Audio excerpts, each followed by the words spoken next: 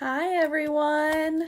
Happy Thursday. I hope you guys are doing well. I'm gonna give it a few minutes before people join, before I start this video on how to work on beach hats or anything straw. So we'll give it a few minutes and hopefully some people will join here and have some questions here in just a few minutes while I'm still working on this whole little tripod scenario.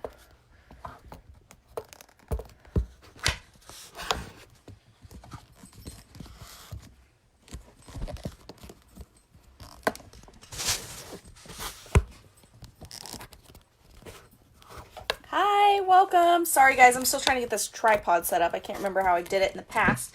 But today I'm going to show you guys how to embroider on straw items. Honestly, today was my first attempt at this, so we will see how well this goes. I went ahead and left my hat on the hoop. That way I can finish it while I'm speaking with you all. But what we are doing today is this straw beach hat. I'm just putting a pretty basic monogram on there, and I will show you guys exactly how I did this. But basically, let me show you where we're at right now. I've got 2 letters stitched out of this monogram. It's going to take 31 minutes, which is why I went ahead and started it, so that way all I have to do is finish. But the way I hooped this is I put 2 layers of cutaway in my hoop and put some little bit of sticky on there, and then I literally just sat the hat on top. Put the water soluble on top of that, and now I am letting this embroider. I held it down in place until it kind of got enough of being attached to the hoop that it didn't move. Once it started, honestly, it was probably about the first third of a letter. After that, it was good, and I can just let it run. I've only had to do 1 layer of water soluble, and I didn't have to go back over this. I'm doing kind of an open monogram so you guys can see this, but it's thick enough. It looks like it's gonna show, which is awesome. So again, all I did was hoop 2 layers of cutaway, put a little bit of sticky 505 spray on there. Let me find that. This 505 adhesive spray, and then I just held the hat in place until it was good. I have not messed with the straw bags yet. This is honestly the first time that I've done the straw, but it was pretty straightforward. Just make sure you definitely do water soluble on top. I might recommend even another layer. I only did 1 layer, but it looks a little thin. You might want to do 2.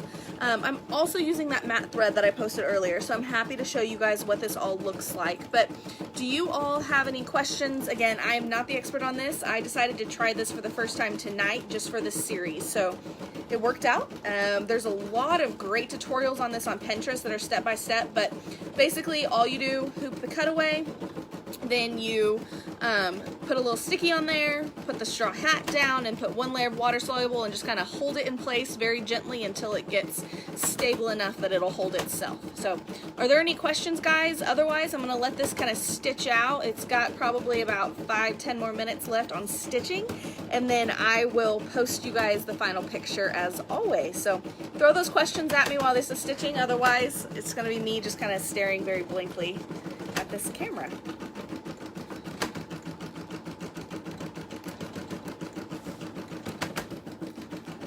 Can just watch the stitch, I guess, while you guys, if you guys have any questions. You can see how it's sitting on top of the straw. I am going to cut this, and I'll post the inside of it almost completely flush to the stitches, so I don't really want too much cutaway. This is a very loosely weaved hat. I think it would even be better on a denser hat. I got this hat, I think, from like Wish for just a couple dollars, so I didn't want to try it and then try another one because I only really ordered 1. But it's working exactly like all of the tutorials that I found online said it would. So do you guys have any questions for me?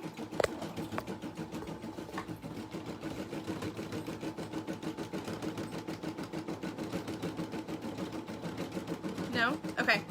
Well, I'm going to end this video then, since no one's had any questions. I know it's been very, very short and sweet, but it's been about 5 minutes here of me kind of just sitting staring at the camera, and I don't want to waste your guys' time. So again, and I will post the process here. Thanks, Carol. But I'll post the process in the edit of this video so you guys can see it. But again, I just hooped 2 layers. As far as centering my items, I printed this little template off. I used PE Design 10, printed it off to make sure the size was great, and just laid it down. I will say that I started this hat and it was way too high up. It was almost on the hood of the hat, so I just had to rip out some stitches and make sure I scooted it as far down as I could. So I always use that trace feature, which I can show you guys on my other machine since the 625 is busy. Oh, let me find... This feature is also on the 625, so this isn't anything that's totally crazy. Hi, Robin. Okay, so let me just pick a design. This is the design I'm using. So once you get your embroidery set, even on the 625, this little feature right here is a trace. So if you hit this, it will actually trace out where it's going to be on the hoop once your hoop is in place, and you can see exactly where that's at. That way you know if you need to move it up, move it back, side to side at all, and make sure your hooping's right. This hat though was kind of just play it by ear. The nice thing about this hat is there isn't really a center. All it matters is it was centered from top to bottom.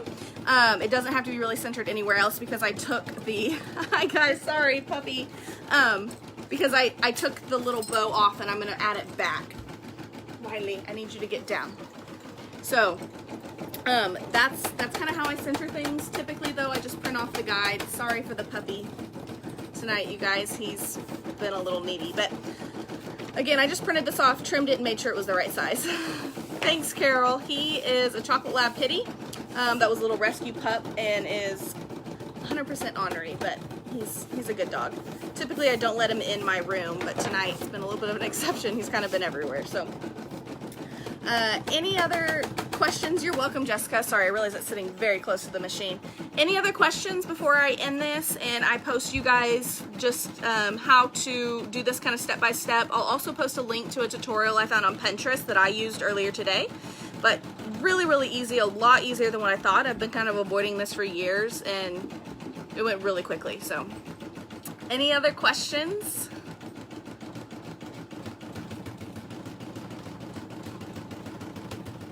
Yeah, he always wants my attention. Oh, okay, my bobbin thread ran out, so I think this is kind of the perfect time to at least show you guys where we're at. So, you guys can see this. Since I have to take it off the hoop, I will go ahead and do that anyway. Let me flip this. I had a feeling my bobbin thread was gonna run out.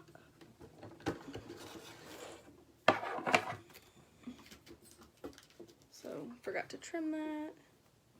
Okay, so you guys can see the water soluble is on top of the hat. The hat's not completely done, and then I've got my layers of cutaway, and I'm just gonna trim this very close to the back. It looks like my tension's actually off a little bit, but it doesn't look like that way on the front, and it's pretty thick, so I'm happy with the way it is, and I'm gonna leave it there. Let me throw this bobbin away.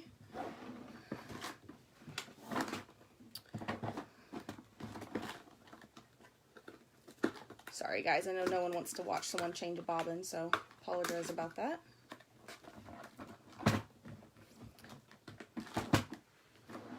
Yes, I'm going to trim pretty much everywhere because this is such a loose weave hat.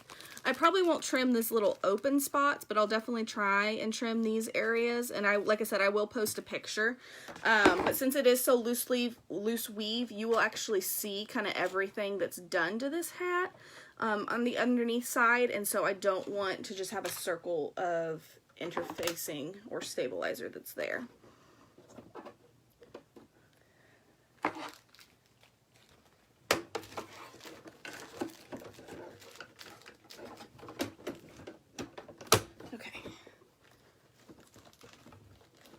Sure I get this snap back down. Okay, perfect.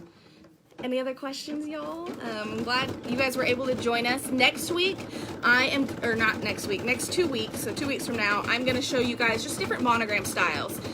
Boy monogram, girl monogram, some applique styles. I'm gonna show you kind of the traditional Southern style as far as couples go, and then, you know, just kind of different ways you can use it. Great. I think a hat from the dollar store is perfect. I did not have time to go, so I just ordered a hat a couple weeks ago and made sure it would be in time. But I love dollar store or Dollar Tree items because they're cheap, and if you mess it up, you're all good. I will say I already had to rip out stitches on this, and it didn't take too long because the weave is so loose. I just made sure and rip them out from the bottom. That way I didn't rip any of the straw and just kind of had that cutaway.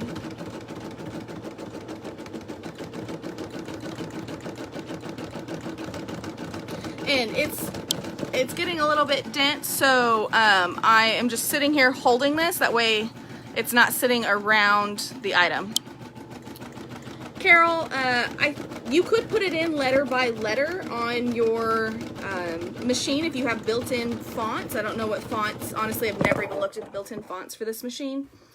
But I would always recommend using some type of software. That way you can send everything in one. And the reason I say that is I created this, I bought this font somewhere, I don't remember where it was. It's called Interlocking Vine, I believe, and put it together, that way all of it stitches at once and I don't have to stop and start it. The only reason I stopped it today was simply to make sure that it didn't completely finish before I started this video.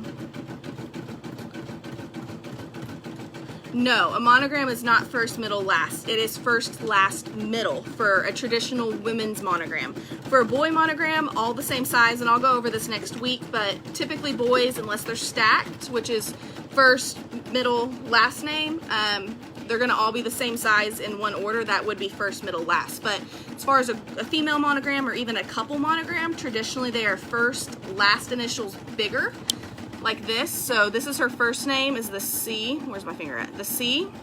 Then her K is her last name, and M is her middle name. So you always want to make sure that the family name is the largest name. And next week, guys, I probably won't be stitching anything. I'll probably just be creating different versions of monograms and telling you guys some different of my favorite fonts that you have. I know I mentioned placement on items, so if there is a certain item that you would like to see where I would personally place a monogram, I am more than happy to tell you. Again, I'm only one person and only one opinion, so there's going to be different places to kind of do everything, but I'm happy to show you next week some kind of different ideas as to where I would do it. So this has finished, so I'm going to go ahead and unhoop it. Make sure and trim my jump stitches at least before I sign off here with you guys. I love this matte thread that I picked up earlier and I posted about. It is Embroider's thread, and it just looks really cool. There's absolutely no shine to it. And I don't know if you guys can see because of the water soluble, so let me try and at least rip some of that out. Okay, so you guys can see where I messed up earlier, and I'm going to have to figure out how to rip that out. But this is this matte thread. There is no shine to it. You can see kind of where it's at in the hat. So this will sit in the back, but I wanted you guys to at least see kind of how big that is. I think it's right about 2.5 inches high, if I remember correctly, that I did on this one. This hat does have the bow that comes around with it. So in this case, I would just put the bow, and I'll glue it back down before I give it away, but the bow will just kind of frame the monogram. And you guys can see the way that would look. I've got a ponytail on, so it's obviously not going to look right, but that's the hat on, and then I just need to trim all this cutaway off. So let's see, I've got a little model here that might cooperate. Nope, he's not going to cooperate, he's just going to eat the hat. So Wiley, you can't have the hat, Bubs. Give it back. No, let go. Thank you. Let's see if I can figure out what this color is. Again, it's the Embrilliance. I think it's called Fire Pink. Or Embellish. Sorry, not Embrilliance. It's Embellish. It's EMT 1027. And this is their matte color. So there's absolutely no sheen. In fact, I think I read when I bought it earlier that it actually has ceramic kind of coating on it just to make it sure that it has no matte. So it really looks very flat, but it's very cool. I like the no sheen look. I'm kind of into it. So, okay, ladies, is there any, just followers, ladies and gentlemen, is there any other questions that you all have before I take the time to rip out all this WSS and make sure and post the final videos for you, or final pictures for you all.